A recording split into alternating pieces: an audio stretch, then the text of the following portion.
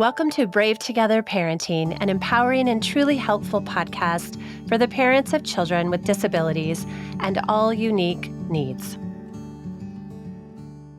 My energy does not change. I walk into a room, if there's anxiety, anger, depression, no matter what it is, I'm not letting it become me. I feel it and I go, oh, am I centered? Am I okay? I'm good. Okay, now I can be there to offer that helping hand, because if I'm not okay, well then now I'm going to get anxious. I'm going to get depressed. I'm going to become this thing, which is then adding more of it into the atmosphere. So knowing that we have to hold our ground is really important.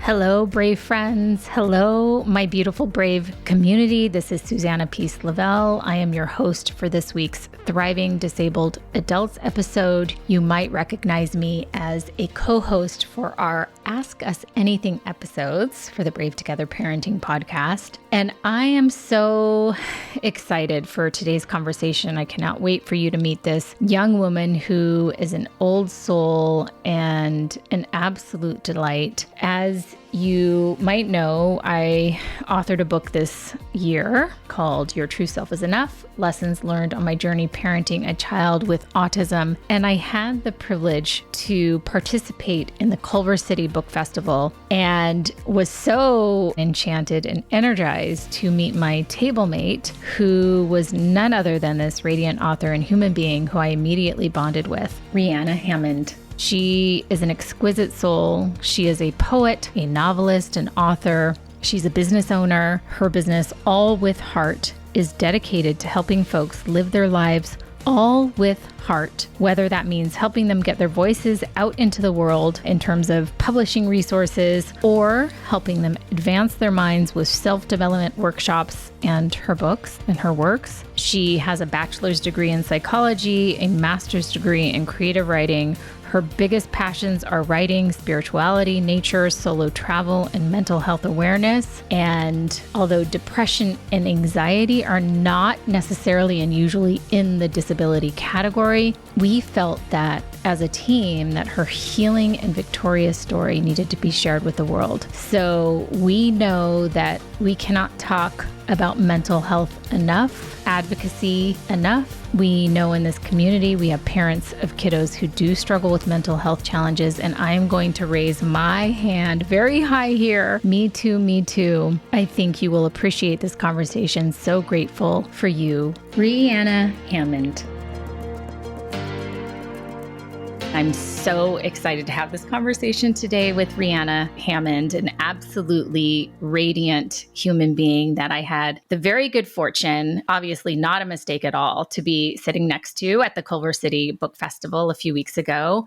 As we have come to know each other, I am sure you agree with me that nothing is an accident, and it was absolutely meant to be. And I had such a beautiful day being in and exchanging energy with you. And so I'm so glad you're here today to talk to us. So welcome. Thank you. Thank you so much for having me. I'm very excited. And I was smiling because I completely agree. That event was one of the best days of my life, just because of the energy I got to be around with all the people around me. And when I went to bed that night, I was like, I met so many incredible souls today. And yeah, it was so good to meet you guys. Yeah. I felt the same way. And it was my first time at a book festival. And so, yeah, it was just everything was new and shiny and exciting. So anyway, I'm so excited that you're here. And I'm so grateful that you are available to share your story with our audience. And I know that you are going to be a light to so many of the listeners. So what I would like to start off with maybe is if you can just tell us a little bit about your story, whatever you feel would be important for our listeners to know. Who is Ryanna? Who was Ryanna back then? And who is she now? And what journey has she gone through? And yeah, you can just, wherever you want to start. Okay. I think my journey would really begin when I was a teenager. That was when I had a lot of mental health issues. And I struggled with depression, anxiety, suicidal ideation. I almost took my life on 3 different occasions. And I had bulimia, anorexia, binge eating disorder, and more. So I was really sad and I felt like I was alone. And I didn't see a way out of it. And that's essentially why I was going to end my life. And then every time I was about to do it, I just could not go through with it, and I didn't know why. And then I still struggled like with numbing my life and my experience till I was in my early 20s. But then I had this realization one day that I am the creator of my life and my life experience. And if this is how my life has been for 10 years, why is it like this? And what happened for it to get to this point where I'm literally living in hell on earth? And basically from there, I just started changing different aspects of my life. Like, okay, I'm not feeling good. I have an eating disorder. Okay, so what can I do? Well, instead of living with this and just being like, oh, I throw up my food, I force myself to throw up. Okay, well, stop doing that. Stop doing that to yourself. So then I started coaching myself with, okay, what am I scared of? Well, I'm scared of gaining weight. Okay, so then what I'm going to do is I'm going to let myself gain weight. I'm going to see how scary that actually is. Then it wasn't scary. It was like, oh, I did it. I gained 20 pounds. And then guess what? Then it evens out. And then I end up just looking pretty much the same, but now I don't have an eating disorder and I let myself eat what I want. And so I basically did that with every aspect of my life. And now I'm 27. I've been very happy for the last 5 years, I would say. I don't have any mental health ailments anymore. And I have a business called All With Heart. And the goal is to encourage people to live all with heart. So having had all these experiences with various mental health ailments, or just feeling like I was lost or had no purpose, or that I'm alone in this world and no one understands, my whole mission is to help anyone and everyone that I can, whether they're struggling with mental health or just negative self-talk or wanting to do self-development, and realize, hey, if there's something you don't like, you have the ability to change it because you're a co-creator of your life. Of course, things are going to happen, but it's how you respond to them, how you react, and where you go from there. Yeah, this conversation is so resonating with me because I have struggled, and I like to use the word struggle because that's how I feel, that I've had this experience with anxiety and depression probably most of my life, although I didn't have a name to those things. Like the label wasn't anxiety and depression when I was younger. I just thought that I was feeling stressed out. I was feeling the pressure of having to perform academically a certain way, or, with the piano competitions, all of that. I'm curious, you mentioned like just being able to, kind of sounds like almost as if one day a light bulb went off, or you were like flipping the switch and you're like, wait a minute, hold on a second. So, and you start going into that realm of coaching yourself. Can you talk a little bit more about like, were there any circumstances or situations happening that led to that sort of moment? I've had certain aha moments during, the midst of some really funky, depressive times for myself, where I literally like fell to the floor and was like, but I want to be happy. I want something different for my life. And so I'm curious for you if you had something similar, or if you can share more there. Yeah, absolutely. The day that comes to my mind as like the true awakening day was, so, when you're going through life and you're kind of born into this concrete jungle, you just kind of have these expectations of what everyone does. So it's like you are going to be either in preschool or you're at home with your parents, and then you're going to go to school from age 5 to 18. Then it's expected that you go to college, and then you're going to go get a degree and expect that you know what you're going to do when you're 18 for the rest of your life. Then after you graduate, you either go on a further your education, or you're going to go into the career path. You're going to be there 30 to 40 years. Then you get to retire and live out the rest of your day, right? Like that's like the blueprint. And so I never questioned this blueprint. It was just like, you're born into it, so you just are doing it. And then I was 22 years old. I had just graduated college. I was working my first full-time job. And what I did for work, so I graduated with my bachelor's in psychology, wanting to be a psychologist, and then very quickly realizing you just can't do that with a bachelor's. You have to go on and get your doctorate, right? So then I'm like, oh, okay, well, I like schooling, but like I want to get in the workforce. So I started working with children on the spectrum, and I loved that job. Very eye-opening, so much love and gratitude for that position. And then the company I worked for kind of threw me into scenarios that I was not prepared for and knew nothing about. I was working with children with ODD, oppositional defiant disorder, where they're like stabbing you with scissors. And like, it was a lot that I was not prepared for at age 22. So when I got switched from children with ASD to ODD and like put in a school setting, it was very hard for me and affecting my mental health because I was not trained to know what I was doing.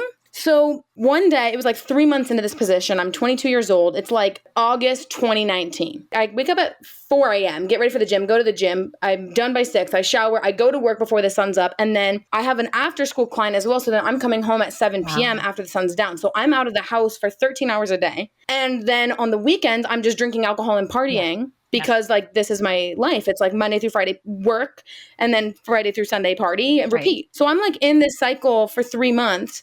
And then one day I'm driving home from work. I remember coming up the highway from where I work and I'm looking out. I'm in stop dead traffic in Los Angeles and there's no sun in sight and I'm just dead stopped and I'm angry. Like I could just feel like anger in my body because I'm just like, I want to be home. I've been out of the house like all week. And then this thought comes to my head, what is all this for? And then I was like, what is all this for? And then I thought about that for about a week. And I started journaling about what I was thinking. And I was like, wait, I'm expected to just be in a position that I'm not trained for, like something that I don't like or like don't know enough about. And then I'm supposed to do this for 30 plus years. And then I'm supposed to retire when I'm in my 50s and then, or 60s, like with the way the world's going, like it's later now. I'm like, and then I live out my 60s. And I'm like, and then at some point I'm supposed to settle down, find a person to be with and have kids. Like, I was just like, what are all these expectations or the way, the look of what is normal? And I was like, what do I actually want? What do I like? What do I want for myself and my life? Do I want to be in a system for 40 years? Like, so then that kind of led me on this path of self-discovery from that point on, because I asked myself that question, what is all this for? And then that completely changed my life. I went into therapy after that, into like an intensive therapy program for 4 months, right as like COVID was starting. That's when I healed the eating disorder, started to heal the anxiety, the depression. Then I started going on solo trips out into nature, which as a woman was the most liberating thing I've ever done in my life. Because then that also transformed my romantic life, because rather than me trying to seek something outside of myself through men, I'm filling it myself. And I'm like, I don't need a man. Like if it happens, it happens, but I'm also good on my own. And that was very transformational, because that's another message we're taught as women growing up, is that you're not complete unless you have the husband, have the family, have the home. And then to be a woman who's like, if you don't treat me right, I'm not going to be with you. It's very liberating. Absolutely. I can envision this transformation happening. I'm also so interested in hearing like what sort of, for our listeners out there who are wondering and thinking the same thing, like I am so seeking something else for my life. I just want something different. I just don't know where to start. Like, I don't even know, which foot to put forward first and how. And so interesting that this sort of all integrated with the beginning of COVID. I feel like that was also not a mistake in terms of your solo travel and being outdoors and being outside. And so what did you do? Like, what sort of practical steps did you do in order to like find the right therapeutic program for yourself? Had you always been a journaler as well? Or is that something that, sort of came to you in terms of maybe this might be supportive and healing for myself? Yeah. So I wasn't always a journaler or into like reading for that matter. I feel that I really didn't have any prior to all of this. It was like, I was just this unconscious being going through life the way you're designated to go through life. And then I had started journaling because I wanted to understand what was going on up in here. And then very quickly into doing it was when I realized, if it's all stuck up here in your head, just bopping around, you don't know what that's bothering you, that's on your mind, that you want to do, because it's just sitting up there bouncing. Literally, I imagine like thoughts just going bing, bing, bing, bing, bing, all around your brain. And the moment you get them out on paper, you see them, it's like it brings them to life. You're like, wow, I see what's going on now. So journaling ever since I was 22 became a very huge part of my life, helped me to see what I actually wanted, where I wanted to go. But then also it helped with my anxiety, because all those things that are pinging around, they're out of your brain. You've gotten them out of your pencil. You've got them out of you. They're now out.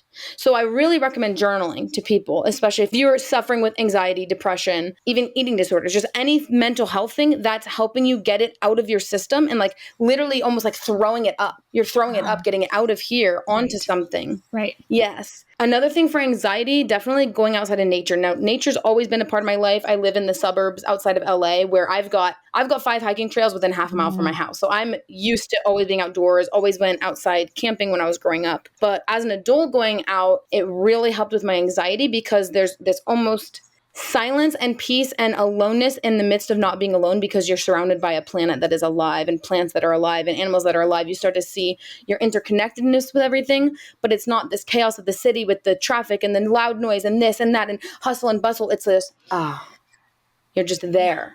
So nature, very helpful. Another thing I started doing was working on my self-talk. And that can also include journaling, because you can see like whether you could also get like not necessarily a blank journal, but even getting a guided journal. I've done a couple of guided journals where there's prompts to help you find out more about yourself that you maybe otherwise wouldn't be able to excavate if you were on your own. So realizing my self-talk was very negative. Like if I go back to the times of when I was at like my peak eating disorder, I'm playing college soccer, but I'm writing notes to myself and sticking them on my mirror that say, "You're so fat and ugly." And like, that's my message to myself every day. And it's like, no wonder why I could never be happy or get what I wanted. Look how I'm treating myself. I realized I was treating myself worse than anyone else had ever treated me. If I'm mad at X, Y, and Z guys for how they dated me, well, I was meaner to myself than they were. Like, they didn't ever say that to me. So realizing that it is my responsibility to have a better relationship with myself. That's not up to anyone. That's not up to your therapist. That's not up to your parents. That, like, whatever relationship you have with you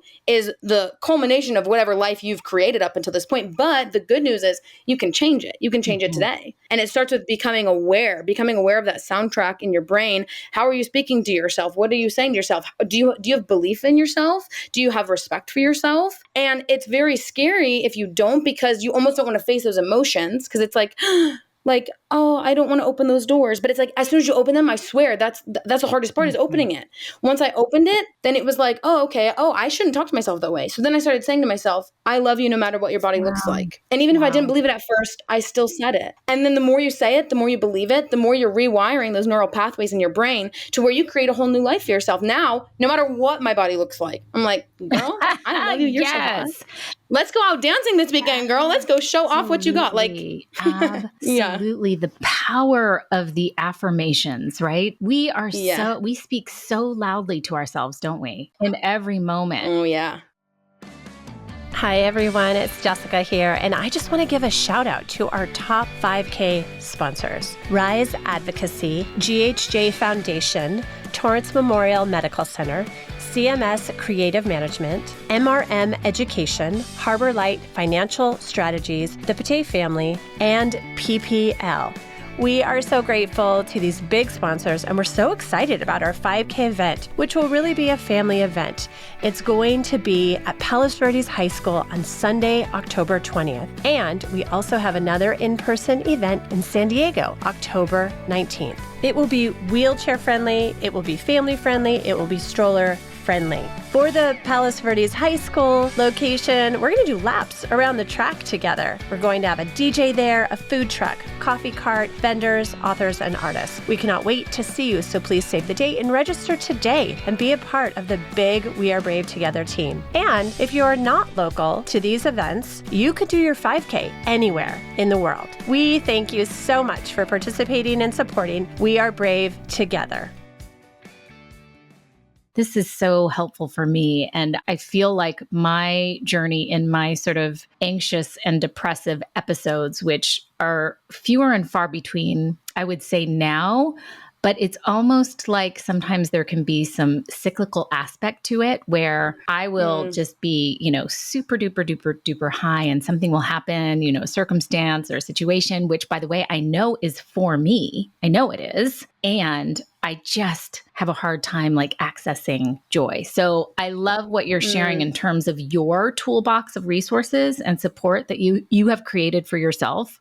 And for me too, I just feel like it's those boxes of crayons, Crayola crayons that are 256 colors. I feel like that's my toolbox these days. I'm like, what do I need right now in this moment? I think I need that.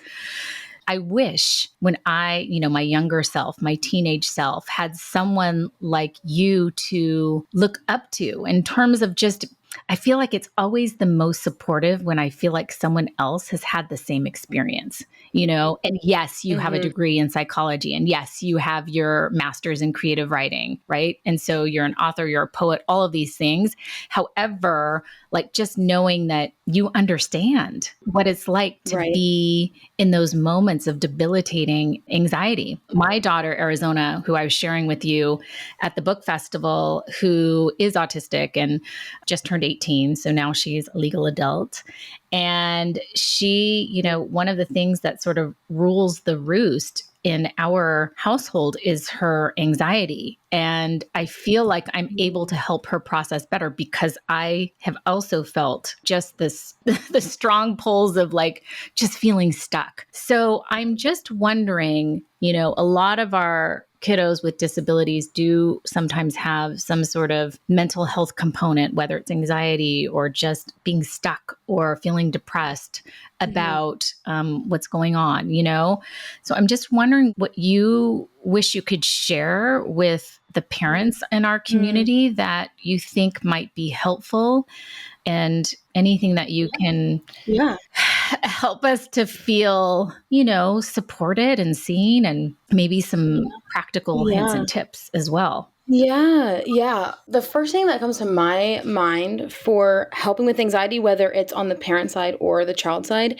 is also the power of doing breathing techniques and breathing exercises, whether it's in meditation or breath work or literally different breathing methods. Like in breath work, I know they use one where you breathe in to the stomach, breathe up through the chest, and then breathe out. So it's like a in, out. In, out.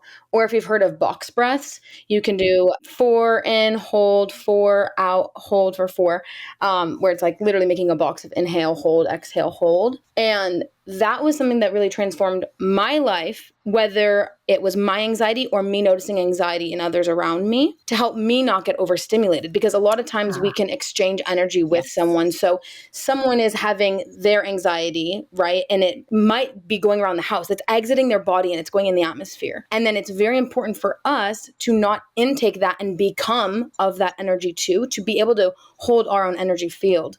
So what helped me was doing different breathing exercises or recognizing it's not wrong to step away for your own mental health sometimes too. Like, I have to be solid. And if I can't be solid in myself, how can I be solid for them? So let me step away, do 5 minutes of a breathing exercise to lower my own levels so that I can go back out and then be of help. So realizing that we always want to be there for other people in our lives. But if we can't keep our own, how can we go be there for them? So we need to make sure that we can hold our own energy field first. And now that's something that I have very good control of.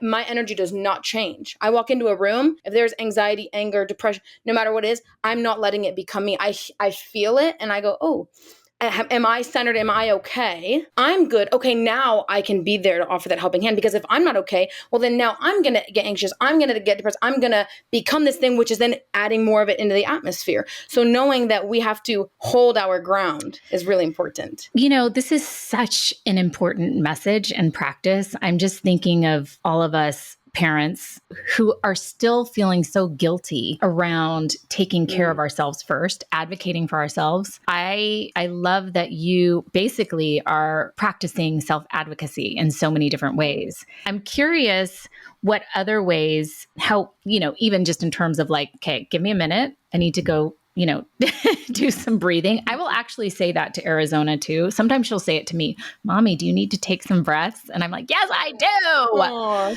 So I'm wondering in what other ways you have to advocate for yourself on a daily basis. And if you can give some examples, maybe like situations. Yeah, let me think. It's funny because I don't think I've ever used that word self-advocacy before, but I guess that is really what it all boils down to, because a lot of what I do is self-respect, self-care, self-transformation, self-development, but it really does all come down to self-advocacy, because in order for you to be a good person and help other people, you need to first help yourself, because if you're not helping yourself, how could you actually help others, Saying that you need time to step away, using your voice, these are things that are important. Doing things that you love that give you life. because how can we, again, help others or be there if we don't know ourselves? So I love reading. I love reading poetry. I love reading nonfiction. I love learning about self-development. I like journaling. So instead of, always being on the go or being around others, saying, hey, I need time to do things I love, so that's another thing is, and if someone doesn't get that, having also the capacity to explain it to them. And in self-advocacy, being very transparent and communicating with others is important, because something I've experienced a lot of my adult life is if people think that, people in my family, let's say, maybe thinking, oh, that I'm being selfish, right? And selfish is often taken as a bad word, like, oh, that person's being selfish. But there is a level of selfishness that is very important to have, because if you don't have that, you end up being this thing that's just bending over backwards for everyone else, where it actually is selfish because you are overextending, expecting from others that you're going to, well, I did all this for you, and aren't you going to do this for me? But it's like, no, that's not how it works. If we have a full cup on our own, which is me holding my ground, holding my energy, doing things I love, communicating, then I have a full cup. Now I can go give to you from a place of love, where I'm literally giving you my energy that I have to give, where it's not from me overextending and forcing it. It's like, oh, I'm replenished. Here you go. Let me give you this love. Yes. Beautiful. Like really, really, really. It's so hard to give from a place when there is no overflow. Right. So very depleting. And then we wonder why, right? But I love this reminder to seek out the things that you love, like to actually, like, what is going to bring me joy in this moment, or today or this week. That leads me to the next question, which is around your talents. Okay. You are very talented. And I would love you to share with our listeners what your talents are and, how you are sharing them with the world right now. Okay. First thing that comes to my mind is writing. I love writing. I've been writing poetry since I was 18, started publishing since I was 22. And then that also went into writing beyond just poetry. So I wrote my first fiction novel, and now I'm writing my first nonfiction book, which is all about my solo travels. And how I'm sharing the writing with the world, whether it is online or through almost like blog posts on my Instagram, in my day-to-day posts, is sharing my writing with the world, which I think can give people comfort in knowing that they're not alone, that there's someone else who's been through that experience, or just seeing themselves in the characters that I write, or hopefully inspiring them to make change in their lives. So that is the first talent, I'd say. The second is being like a teacher, coach / motivational speaker. So I launched my own podcast recently, All With Heart. I have 3 episodes out. And what I love about podcasts too is it's a free resource where people can go to get inspiration and encouragement. And it's almost like for the last 2 years, as I've stepped very much into my own and had all this wisdom and knowledge, I was like, I need to get this out in the world. Like I just I'm always like talking to my dad, or I'd be like talking to a boyfriend about like all these great things in my mind. And they're like, you need to go share this somewhere, And then finally it was like, what, like before my goal would be, to get on stages with it. But I was like, hey, I don't even have to wait for that. I can start a podcast. And it's like, wow, I feel like almost like that journaling where like, oh, it's finally out of my head and like on paper can share it. And I love that it's free too, because people need free resources, like it can be very hard to grow and have self-development if you can't afford things, and everyone deserves that. No matter where you're at in life, you deserve to have those resources. So that's how I share. I also do self-development journaling workshops, and those are all on my website. They're each on a specific aspect of life. So like I have one called Tap Into Your Highest Self. That one I offer for free. And I basically lead you through journaling exercises. It's also like a coaching session. So they're around 45 minutes to an hour, and they're only $19.99, which is very cheap. And I have one about loving the skin you're in. So it's all about conscious embodiment of your vehicle. So they're all with things that I have learned that I know I can help coach other people through in very tangible, bite-sized ways where they can be like, oh, I can take this going forward and actually make steps to grow in that direction. Another one I have is Becoming Your Own Best Friend, which is my personal favorite one, because I think that's all about self-talk. And they all have really good journaling exercises too that help people, like I mentioned earlier, with guided journaling, it's almost like you get to tap into extra things that you otherwise wouldn't when you're on your own. And then let me think. I'm like, what's another one I have? There's just so many. There's just so many for you to share with us. Yeah. Oh gosh, yeah. I want to say maybe the importance and power of exercise and moving your body, I think, is another one. One thing that I really love is dance. I've never been trained formally for any sort of dance, but you can catch me dancing all the time. You drive by me on the highway, like not the highway. God, I'm not dancing on the highway. Drive by me on a road in my town. Yeah, right. And I'll be on the sidewalk, and like I don't care if there's millions of cars around. I am like dancing to my headphones. I'm having a brilliant time, and I know people like look and they're like, "What is this girl doing?" Or like, "What is she on?" I'm like, "I am high on life. I'm high on life." 100%. Yes. Oh, it's beautiful. And that helped me connect to my feminine energy too. Like I always tell people, if you are upset and you need to get feeling good in 5 minutes or less, dance. Put on the most upbeat song you know and just start dancing. And even if it feels awkward, like start moving your body to the beat. It helps you with being conscious. Like you get in the present moment. You can get embodied. You or feel yourself inside this vehicle that we're in. You know, you're not just this body, you are the thing inside of it. And it also helped me connect to my sensuality, my femininity. So utilizing, hiking, exercise, dance, anything to remind myself, that I am here inside of this. This is a vehicle. I'm here. I'm inside of it. Yes. Yeah. And you are alive. Yes. You are in this moment Exactly. and you are alive. This has been such a beautiful, uplifting, and delicious conversation and a great reminder of all of the things that it takes sometimes. We go through life and we're like, oh my gosh, surviving is a feat sometimes, but we have so much available to us. There are so many resources and support just even within ourselves. So I just appreciate this reminder. And I'm so grateful that you're releasing your creative flow, you're releasing onto pen and paper in the different formats is just such yummy medicine. That's what it feels like, a balm, like something that can be so soothing. So I just want to say thank you so much again for the energy exchange, for your spirit, for the light, for everything that you're doing. I can't wait to see what else you have to share with us. I'm so looking forward to your nonfiction about your solo travel. Lastly, where can we find you? So I know you mentioned your website. How can people get to know you more? Yeah. So my website is www.allwithheart.com.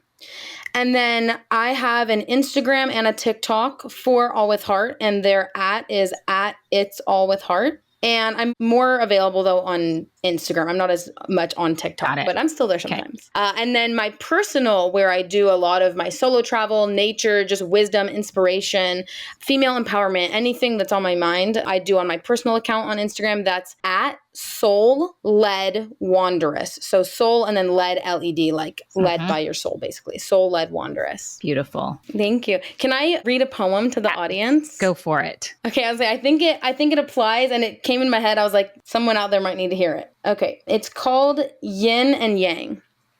To be the expansive bird, guided by the prod of wind, is to be the battered butterfly, flapping a broken wing. To taste the sweet resolve of a spoonful of sugar is to taste the pungent spice that exasperates the senses. To hear the echo of silence among a waterfall's symphony is to hear the shrill sorrow of a now childless mother. To experience the magnificent and the abysmal is to slice a heart in half across the altar of life and intimately feel the spectrum of existence.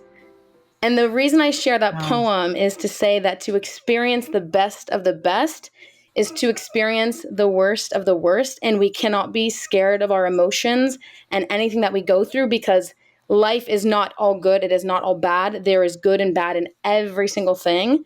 And if we allow ourselves to be open to everything, that's when we get everything. And it's very beautiful to experience it all. Absolutely beautiful. Beautiful. Thank you. I love this so much. Thank you, Ryanna. Thank you.